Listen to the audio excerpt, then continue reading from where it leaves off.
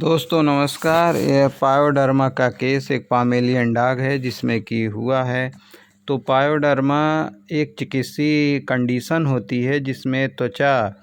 में मवाद बनती है और जो उसमें जीवाणु का संक्रमण होता है और एक छोटी सी कैविटी में मवाद का संग्रह होता है और इसका कारण कुछ पस फॉर्मिंग बैक्टीरिया होते हैं जैसे कि स्ट्रेप्टोकॉकस है, स्टेफाइलोकोकस है, इकोलाई है और स्यूडोमोनास या प्रोटियस बैक्टीरिया जो हैं ये सब पस फॉर्मिंग बैक्टीरिया होते हैं। अगर पायोडर्मा का क्लासिफिकेशन किया जाए तो प्राइमरी पायोडर्मा और सेकेंडरी पायोडर्मा। जो प्राइमरी होता है वो सुपरफिशियल पायोडर्मा होता है, सेकेंडरी जो है डीप पायोडर्मा होता है और जो सुपरफिशियल पायोडर्मा है उसमें एम पेटिको या एक्नी या स्किन पायोडर्मा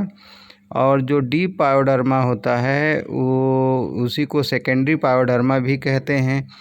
तो अब हम जो स्किन पायोडर्मा है उसको स्थान के आधार पर लिप पायोडर्मा, फेस पे है तो फेशियल पायोडर्मा, पूंछ में है तो टेल पायोडर्मा, नाक में है तो नेजल पायोडर्मा और जगह पे है तो वाल्वुलर पायोडर्मा बोलते हैं। अब इसी तरह से जो डीप पायोडर्मा है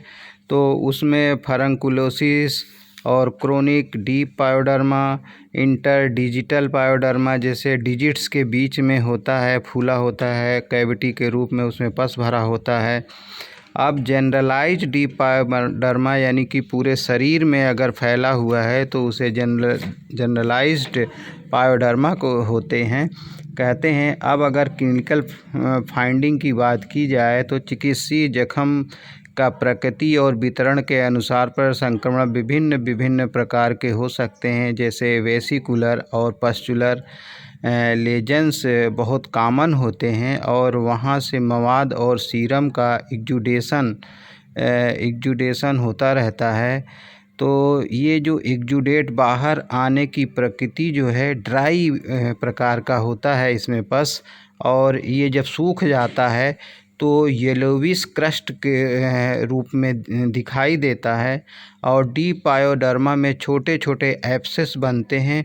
जो कि एक बड़ी कैविटी का रूप ले लेते हैं जिसमें मवाद भरा होता है और साइनस के थ्रू वो बाहर आता रहता है। तो अब डायग्नोसिस की बात की जाए तो हिस्ट्री के आधार पर कब हुआ, कितने समय से हुआ, पहले कभी चिकित्सा कराई कि नहीं कराई, चिकित्सीय परीक्षण, जख्म का तरीका क्या है, स्किन स्क्रैपिंग का भी परीक्षण करके डेमोडेक्टिक मेंजियामाइट्स जो भी है उसका इन्फेस्टेशन को हम रूल आउट करते हैं डायग्नोसिस में और बैक्टीरियल कल्चर के द्वारा बैक्टीरिया की सेंसिटिविटी देखते हैं और स्किन साइटोलॉजी से डर्मल रिएक्शन को भी हम देखते हैं। अब अगर हम ट्रीटमेंट की बात करें जो कि बहुत ही महत्वपूर्ण एस्पेक्ट है तो इसमें हम क्या करते हैं, एंटीसेप्टिक लोशन से थरोली, जहाँ पे भी एंटीसेप्टिक लोशन से हम थरोली वॉश करते हैं जहाँ पे लेजन होता है तो वहाँ से पूरे पस को हम निकाल देते हैं और फिर हम अगर इन्फेक्शन ज़्यादा है तो हम उसमें सिस्टमिक एंटीबायोटिक्स देते हैं जैसे कि टेबलेट सिफालेक्सिन 30 से 60 milligram per KG body wait के डोज रेट से हम सुबह शाम देते हैं, या तो फिर टेबलेट सिफाड्रॉक्सिल जो आता है उसको 44 to 70 milligram per KG body wait के हिसाब से सुबह शाम बीआईडी देते हैं, या फिर tablet enrofloxacin at the rate of 5 milligram per KG body weight सुबह शाम के हिसाब से देते हैं। अब हम कुछ topical anti fungal, anti bacterial, anti inflammatory या एंटी एलर्जिक प्रिपरेशन मार्केट में अवेलेबल हैं जैसे कैनिजोल लोशन या ओकाजोल लोशन या किस्किन लोशन या केयर बेस्ट लोशन मार्केट में अवेलेबल हैं।